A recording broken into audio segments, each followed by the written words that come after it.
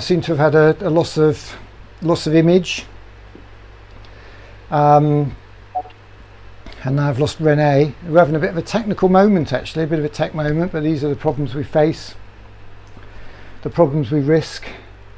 Here he is, he's back. You there? Can you hear me, Renee? Yeah, I can. All good. So, do you know what? I think somebody's trying to tell us something, and I've just had a message from Malumba, our producer, who, in fact, I might just get Malumba on, actually. Let's see if we can get Malumba on, because he was trying to contact me, so let's just see what he's got to say.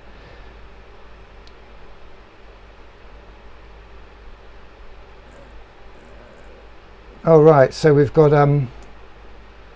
some grime on next, apparently. So there you go. You're a warm up for a grime artist from South Wales. Oh, well, actually, the management are in South Wales. Let's get Malumba on here. Hello. Hello, Malumba. How you doing? Hello, I'm doing quite well.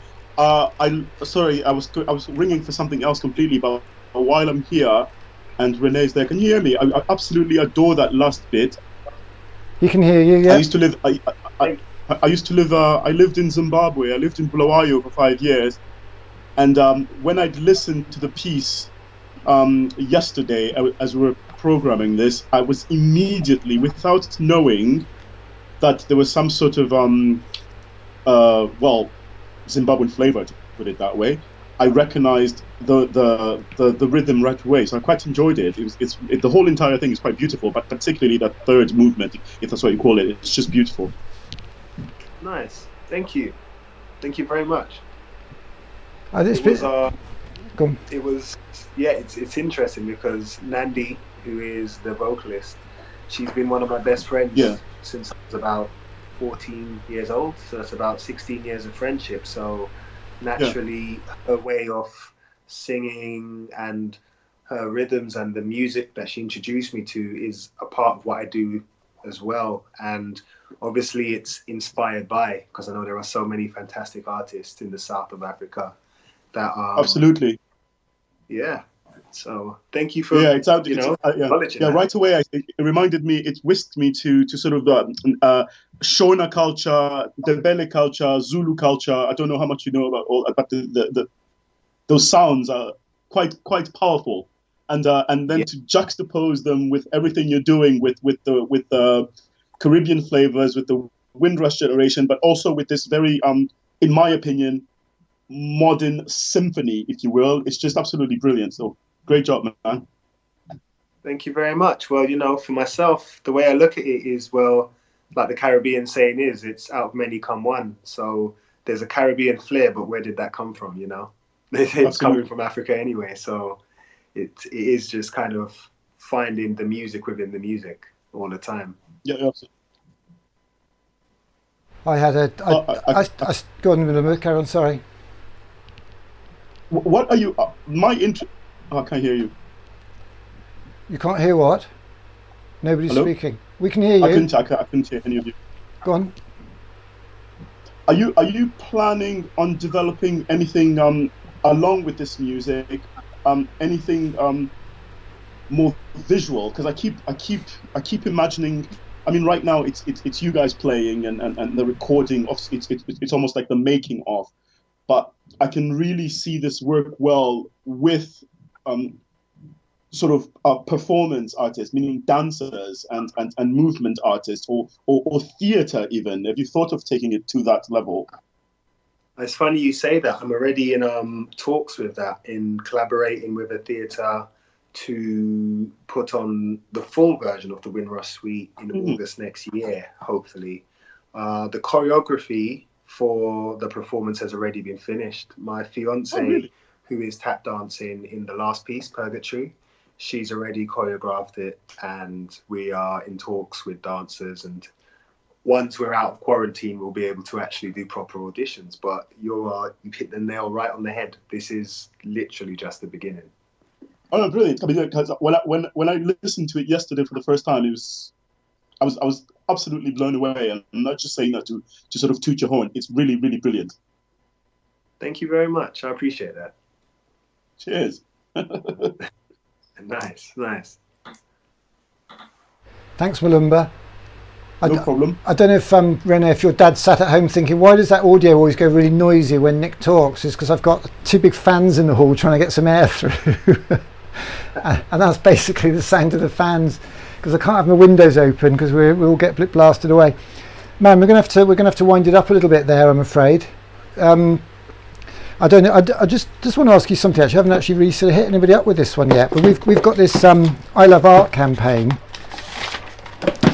where basically you get a piece of paper and you draw a heart, you fold it in half, you draw a heart logo in the middle, do a selfie, because art is what we call it when what we do might connect us. So here's one that Charlie Phillips did, who you saw earlier with his I Love Art sign there, down at the Tabernacle. We're actually, here's an idea. Let's get some collaborations going on now. So do you know Gaz's Rocking Blues stand at Carnival on All Saints Road? Do you know that stand? The stage? I don't know. You know All Saints on All Saints Road in Notting Hill? Do you know that? Yeah, it's front line. So last year, I mean, I think when you go to Carnival, you just go to one sound or two or three, but basically he had a massive Houses of Parliament built up. It was a massive structure, and that was his piece, and it was funded by supported by the Arts Council. So basically he's given us he's asked us to live stream him this year. So we're doing probably 2 days of live streams under the Gaz's Rocking Blues brand. And I don't know if you know Gaz Mail, he's off the scale. He had a guy called Rudy, who was one of the original Scatterlights, playing saxophone for him. Real, and it's a real diverse mix, real good vibes. So I don't know if there's any way you could sort of maybe do something or perform a part of the symphony of the it's not a symphony, is it? Sorry, the Windrush. Suite. I beg your pardon. Yeah, the Windrush Suite. If you wanted to perform something or just to come and do something a little bit more street, then we should be talking about that and get you guys on there as well and sort of just build on these connections that we're making here. True. Yeah. I used to live in Finsbury Park actually, so we used to get the Vortex used to be on Newington Green actually years ago. That's where we used to hang out a little bit, but yeah. Well, speaking of such collaborations, if I may just butt in, one thing that I was doing yesterday when I was listening to the piece for the first, I was drawing and I was painting a bit because I needed a break from all this, and I just got lost in it, and I was just doing things without thinking. So if you're ever if you're ever going to perform this live somewhere and you need people doing things, so in addition or along with the choreography, I would adore to paint to your work. That's amazing. That's good to know. I feel like when putting on music, it's about the experience, and the experience is about, it's so many more things than just the music. It's the visuals, it's the movement, it's experiencing someone experience it, through art, through language, through so many different things. So because you feel it. There's the way it's been written, you really feel it in your gut. I'll tell you what, I mean, when I was a kid, you only heard the record you wanted to hear if they happened to play it on the radio. We had no way of recording stuff. We might buy some records. And now music is almost like just wallpaper, isn't it? It's consumable, it's very easy, and it's high quality. Although your dad will laugh at this, because we used to went through a phase of loving stereo and getting the speakers 6 feet apart, and everybody's been resold mono audio now. They've got single Bluetooth speakers that don't even do stereo. Do you know what I mean? So they've actually gone backwards with the tech. But the interesting thing for me is that everybody's got great music as much as they want. So it's the icing on that cake that's the differentiator now. It's the experience, as you say. And for me, that's what makes festivals, particularly Glastonbury, so special, because it is an incredible human experience of connection, of coming together, of community. And I'll tell you one thing, you will be at Glastonbury next year. You will have a major spot on the Holt stage. No, you will. I mean, there's no doubt about it. You're doing groundbreaking, significant work. I mean, I don't feel like I'm a sort of secret tipster there. You're funded by the PRS. They're all over Glastonbury at the moment. You'll be headlining next year in an area, and if you need anybody to come and carry a gaffer tape, you know who to ask. So there you go. Goes without saying.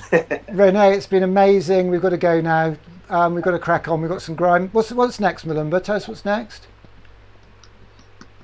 We're supposed to have J Biz, but J-Biz has somehow disappeared, so I'm not quite sure what's next, to be honest. Is that the youth of today? Is it letting us down? But I mean, this as a finale is just spot on as far as I'm concerned. Well, in that case, I'm going to play one more piece, if that's all right, Renee. Can we play the final piece? I think that would be wonderful. Because our final act has somehow disappeared, and maybe there was a reason for that, because this is just, it'd be a hard act to follow. Well, we did have a plan to have a dance party 11 till 1, which seemed like a good idea 4 weeks ago, and I'm damn glad we haven't now, because I've got a ton of prep to do for tomorrow. I'm absolutely shattered. It's so hot. So I think what we will do is say goodbye to you, Renee, and with your permission, we might sort of vision mix the last bit onto some of our imagery with the pyramid stage. Is that cool with you? Go for it. Yeah. What are your last words? Thoughts about today, festivals, community, coming out of lockdown? Anything you'd like to kind of add as we finish now? Yeah, I think to keep it quite simple, something my mum always says to me, when the art gets too business wise, or when we feel like we're losing our way, just remember why you started. That's it. I'm going to take that, mate. I really am, because there are times when I wonder why I'm doing what I'm doing, and I'm getting a lot of grief here, there, and everywhere. It's remember why you started. Remember why you started, and yeah, I'm 56. It's having that sense of purpose, isn't it, and doing something for a reason. One of the guys earlier, as I say, I really do commend some of the stuff we had tonight, because it really was very special. But one of the guys tonight, Robert Elms, said, making a profit is not a bad thing. It's when making a profit is your only reason for doing what you do. That's not a good reason to be doing it. Very true. And I thought that was pretty spot on. So Renee, I'm going to say goodnight and press a button and professionally fade from you to your closing piece. Do you want to just say what this is? This piece is called Purgatory. It involves my fiancée, Delicia Belgrave, tap dancing. That was inspired by a Stevie Wonder song, which had either Savion Glover or Gregory Hines tap dancing on one of his pieces. And it's the beginning of a much bigger collection of suites. Enjoy. Thank you very, very much, Renee. We'll see you soon. Take care. Bye-bye. Revolution.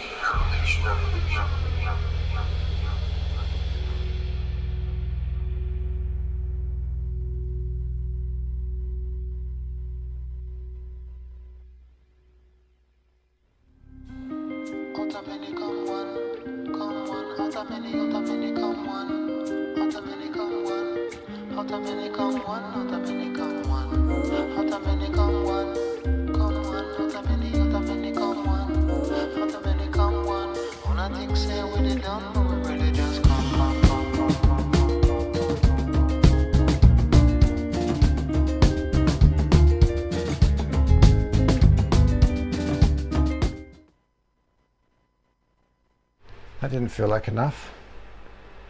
That felt like the credits. Let's rewind on that one, selector.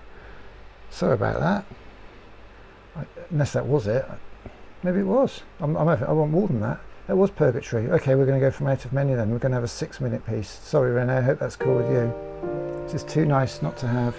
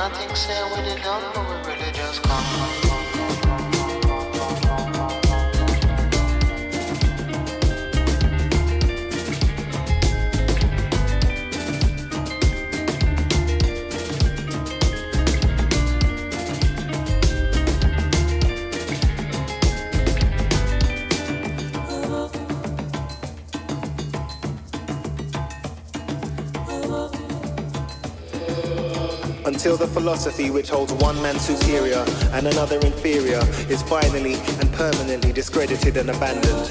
Until there are no longer first-class and second-class citizens of any nation. Until the color of a man's skin is no more significant than the color of his eyes. Until the basic human rights are equally guaranteed to all without regard to race. Until that day, the dream of lasting peace and world citizenship and the rule of international morality will remain but a fleeting illusion to be pursued but never attained. Until the ignoble and unhappy regimes that hold our brothers in Angola, in Mozambique and in South Africa in subhuman bondage have been toppled and destroyed. Until bigotry and prejudice and malicious and inhuman self-interest has been replaced by understanding and tolerance and goodwill. Until all Africans stand and speak as free beings, equal in the eyes of all men as they are in the eyes of heaven. Until that day, the African continent will not know peace. We Africans will fight, if necessary, and we know that we shall win, as we are confident in the victory of good over evil.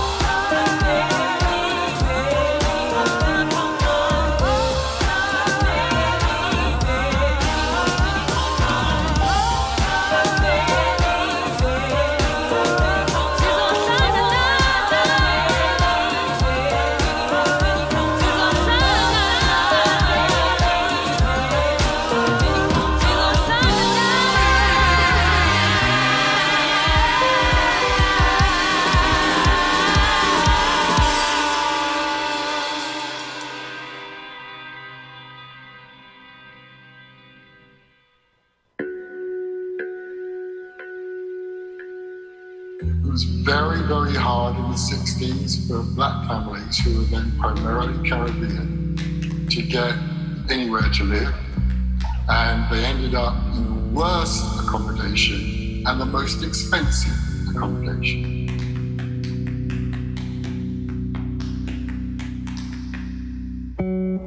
Back in those days, there perhaps wasn't enough infrastructure in the community to have organised childminders, so they'd end up leaving their children with white childminders, and then pick the child up at the end of the day and find that the baby's nappy hadn't been changed all day, the child hadn't been fed properly all day, or even worse, the child had been abused.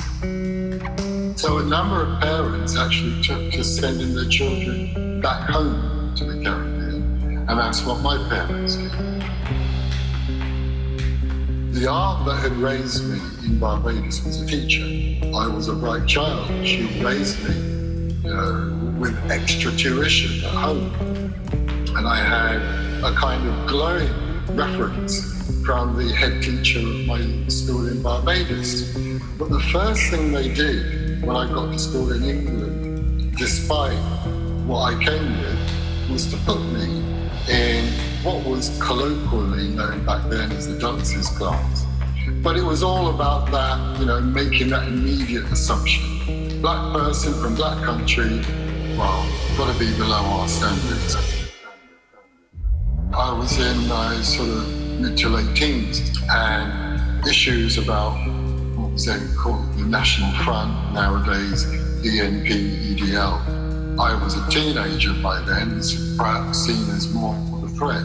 There were more incidents, racial abuse, being chased. I remember a conversation with a guy who was from the older generation, telling me more stories about the 60s. Guys used to get together to form protection squads, and out of all the different Caribbean islands, the Jamaicans were the ones to know. They were the largest single group, but they were also the most prepared to defend themselves physically. One thing I did find when I then went to university, going to talks and meetings and events and just general conversations in those forums meant that I then began to get armed, to be equipped with the knowledge to be able to respond. And it is interesting looking back and seeing how the protests and the reasons of the protests that are happening now are the same protests and the same reasons that I was doing almost 40 years ago. The cycle seems to be repeated. There is an uprising, some warm words are said, few concessions are made, people calm down, then the old atrocities return, and then a new generation gets upset, and we go round that again. It is literally the same thing. 60 years ago when Martin Luther King was protesting, Paul Stevenson. I have a dream. One day, this nation will rise up, live out the true meaning of its creed. We hold these truths to be self-evident, that all men are